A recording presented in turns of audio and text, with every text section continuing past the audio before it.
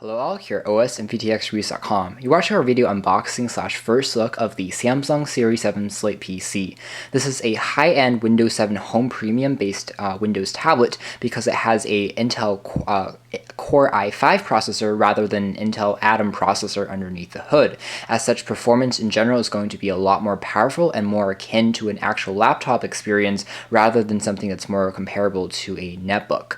As such, again, the Samsung Slate 7 PC is probably one of the most powerful tablet computers that you can purchase out in today's market, despite the fact that Windows 8 is a more up-to-date operating system. Still, the device can be loaded with Windows 8 if you want to do so, and that is what we have done with our review model, as you'll see in a moment.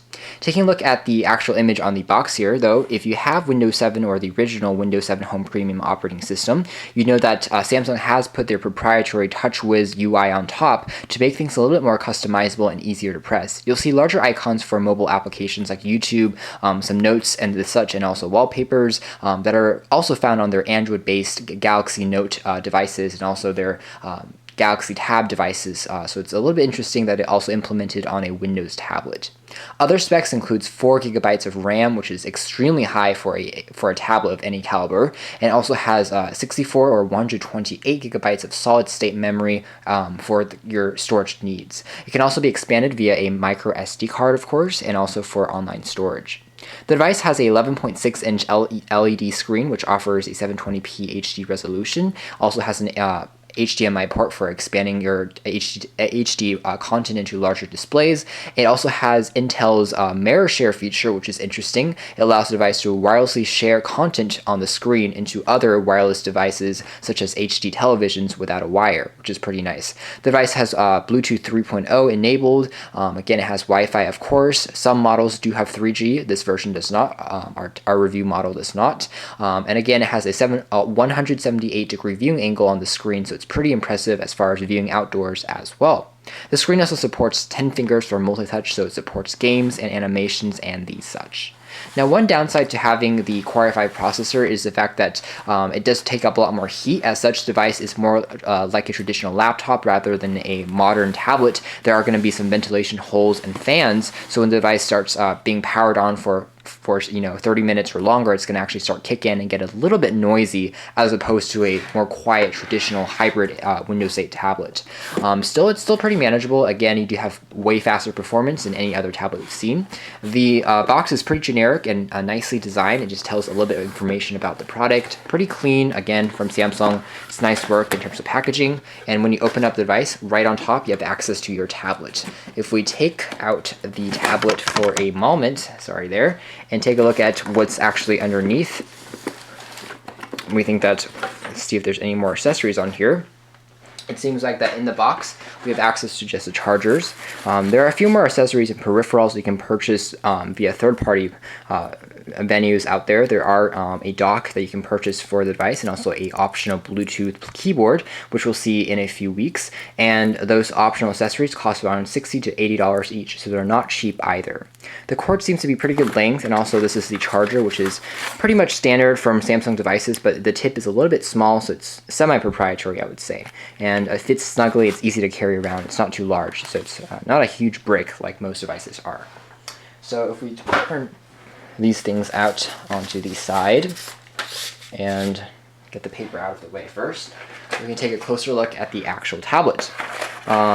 If we take the actual tablet out of the layer of protective sheath here, we see that underneath we also have access to some documentation that we're going to take a brief look at. It's pretty well packaged, again, very minimalistic, nicely designed, as you might expect. Now, all of these high specs definitely comes at a price. Compared to your average tablet, the Slate 7 tablet actually costs around $1,200, depending on your specs, depending on if you want a 128 or 64 gigabyte of storage on board. So it's quite expensive in terms of storage capacity, again, for a Windows tablet. But again, the specs are, again, a lot more powerful than your traditional tablet out there. So inside here, we have access to some software CDs from Samsung. Interestingly, we also have access to a restore for Windows 7 Home Premium, which is kind of interesting because a lot of laptops don't even come with these days. But again, you are paying quite a hefty price, so you do get a few more extras in the box.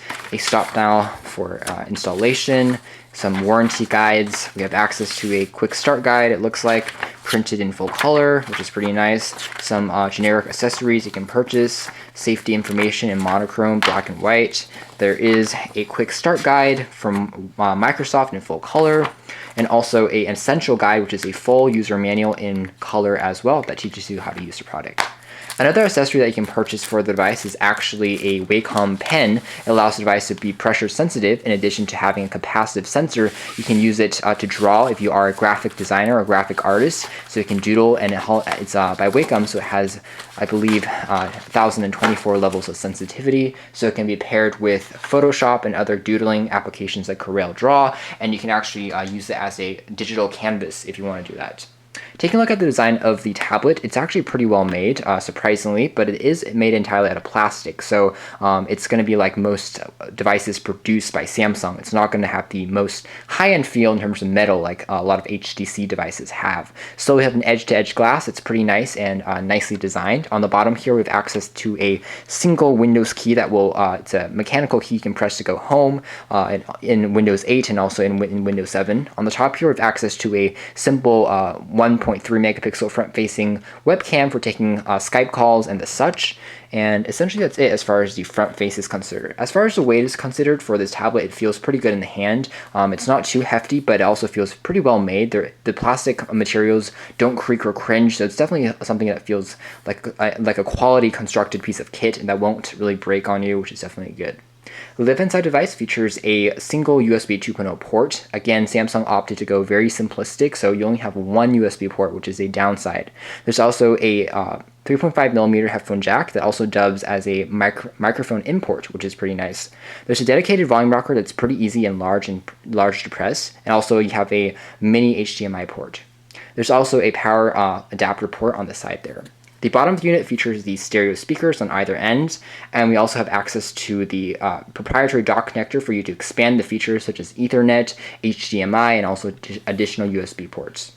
The right-hand side of the unit features nothing but the screen lock key and also the power on and off key and an LED indicator to tell you when the device is actually powered on.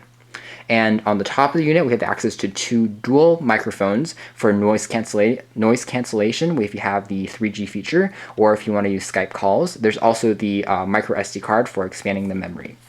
The back of the unit, as you can see here, offers a 3.0 megapixel autofocus enabled camera for you to take some images with the device if you want to do that, which I'm probably not going to do too much of. And you can see the back also has some ventilation holes. And this is because with an Intel Core i5 processor, clocked at 1.6 gigahertz, and it can get up to 2.3 gigahertz. The speed is quite fast. It's going to take up a bit of energy, so it's going to actually kick in and get a little bit noisier than your traditional tablet. Still, it's pretty handleable, and the heat is actually not that bad at all.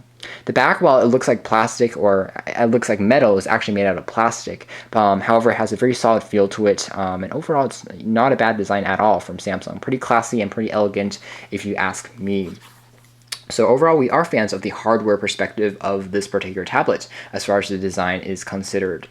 Other specs I'm thinking of, to tell you if there's anything else, on this device.